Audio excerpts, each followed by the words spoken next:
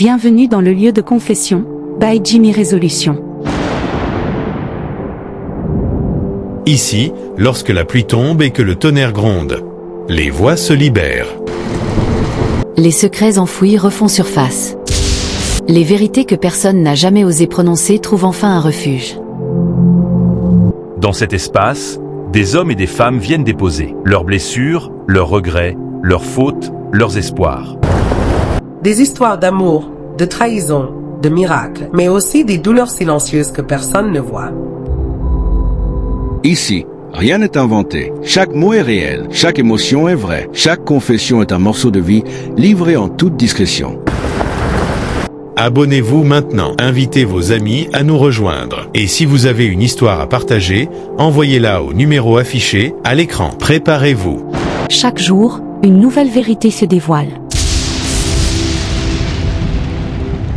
Confession numéro 2, la visite qui a changé toute la vérité. Je m'appelle Arnaud. Je suis en prison depuis presque 3 ans maintenant, mais jamais je n'ai cessé de réfléchir à cette nuit qui a détruit ma vie.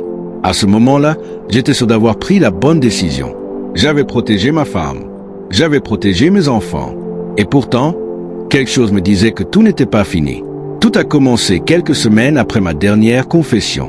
Le gardien était venu frapper à ma cellule avec un regard étrange. « Arnaud, tu as une visite demain. » Je me suis figé. Une visite? Après tout ce temps, personne ne venait plus me voir depuis 2 ans, sauf peut-être ma femme. Mais pourquoi maintenant? Pourquoi tout à coup? Pendant des heures, je n'ai pas pu dormir. Chaque son dans la prison semblait amplifier mon anxiété. Je me demandais qui allait venir. Était-ce une amie de ma famille, un avocat ou quelqu'un que je n'avais jamais rencontré? Le lendemain, je suis arrivé dans la salle de visite. Mon cœur battait si fort que je pensais qu'il allait exploser. Et là, je l'ai vue. Ce n'était pas Clarisse. Ce n'était pas la femme que j'avais cru aimer et protéger. C'était une femme que je n'avais jamais vue, mais elle avait dans ses mains un dossier épais. Son regard était froid, mais déterminé. Elle m'a fixé et a dit « Arnaud, vous ne savez pas tout sur Patrick. » Mon monde s'est écroulé. Patrick, mort? Non. Tout ce que je croyais savoir était faux. Elle a ouvert le dossier et m'a tendu des documents. Photos, messages, preuves. Elle m'a dit « Patrick n'est pas mort. Et ce qu'il a fait cette nuit-là, ce n'est pas ce que vous pensez. » Je me suis assis, le souffle court. Mes mains tremblaient. Et dans ma tête, les souvenirs de cette nuit fatale revenaient, plus précis que jamais. Patrick n'était pas seulement un harceleur. Il avait un plan. Il savait exactement comment me piéger. Il avait des complices. Quelqu'un avait orchestré toute cette scène pour me faire porter la faute. Je relisais les messages, les photos. Chaque détail me faisait frissonner. J'avais été manipulé depuis le début. Et Clarisse, était-elle complice? Ou était-elle aussi victime de ce complot? La femme dans la salle de visite m'a regardé droit dans les yeux. Et elle m'a dit, si vous voulez découvrir la vérité, vous devez prendre un risque.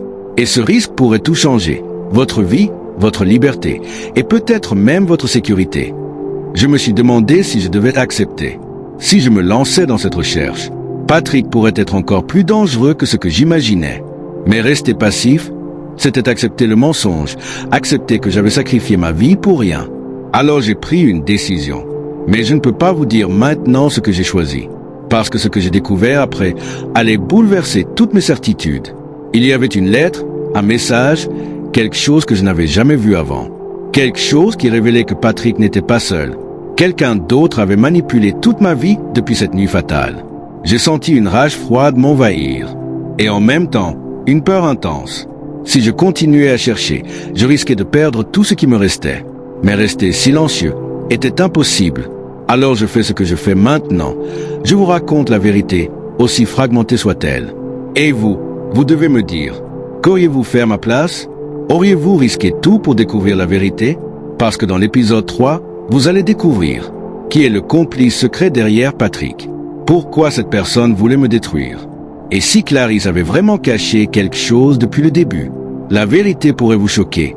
Et croyez-moi, elle va vous surprendre. Pour ne rien manquer, abonnez-vous maintenant au lieu de confession by Jimmy Résolution. Et dites-moi dans les commentaires, Patrick est-il encore en liberté selon vous? Qui pourrait être le complice secret?